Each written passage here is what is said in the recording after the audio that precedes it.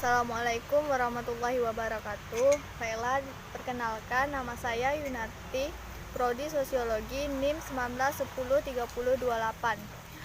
Baiklah, di sini saya akan menjelaskan materi tentang konsep pemikiran Emile Durkheim. Konsep pemikiran Emile Durkheim.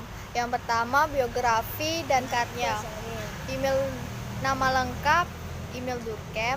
Tempat tanggal lahir Epinal, ibu kota Lorraine, Prancis, 15 April 1858.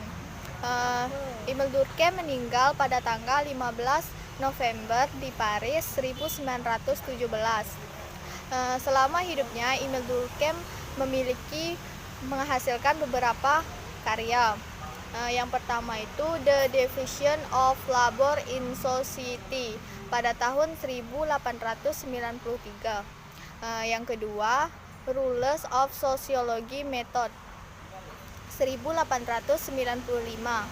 Yang ketiga, Society 1897. Yang keempat, The Elementary Form of Religious Life 1912.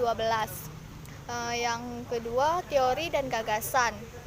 Emile Durkheim yang utama adalah bagaimana masyarakat dapat mempertahankan integritas dan koherensinya di masa modern.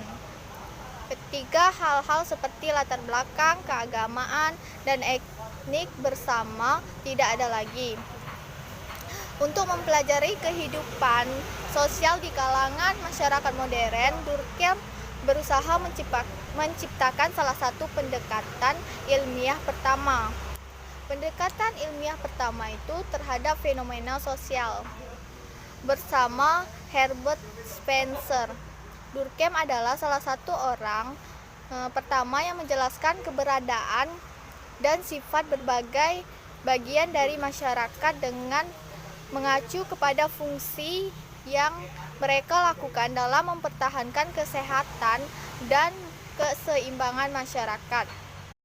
Yang pertama itu konsep dasar tentang modernitas. Respon Durkheim terhadap modernitas terdiri atas dua, yaitu yang pertama, Durkheim menegaskan bahwa masyarakat modern itu harmonis dan tertib. Yang kedua itu, Durkheim ingin menciptakan suatu ilmu pengetahuan untuk menghasilkan pengetahuan yang diperlukan untuk mewujudkan cita-cita membangun masyarakat yang tertib dan harmonis itu. Yang kedua itu tentang faktor sosial dan karakteristiknya. Faktor sosial menurut Emile Durkheim berada eksternal atau di luar dan mengendalikan individu-individu. Meski tidak dapat dilihat, struktur aturan-aturan itu nyata bagi individu yang perilakunya ditentukan oleh faktor sosial tersebut. Dan kemudian, faktor sosial menurut Durkheim itu terdiri atas dua macam. Yang pertama dalam bentuk material, yaitu barang sesuatu yang dapat disimak, ditangkap, diobservasi.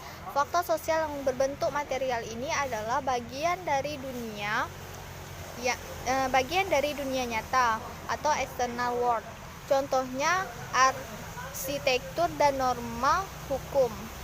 Yang kedua itu dalam bentuk non material, yaitu merupakan fenomena yang bersifat intersubjektif, yang hanya dapat muncul dari dalam kesadaran manusia. Contohnya itu egoisme, altruisme, dan opini. Secara garis besar, faktor sosial terdiri atas dua tipe, yakni struktur sosial dan pranata sosial.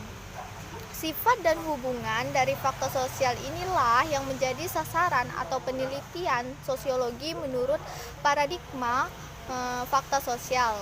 Secara lebih terperinci, faktor sosial itu terdiri atas kelompok, kesatuan masyarakat tertentu, sistem sosial, posisi, peranan, dan nilai-nilai keluarga.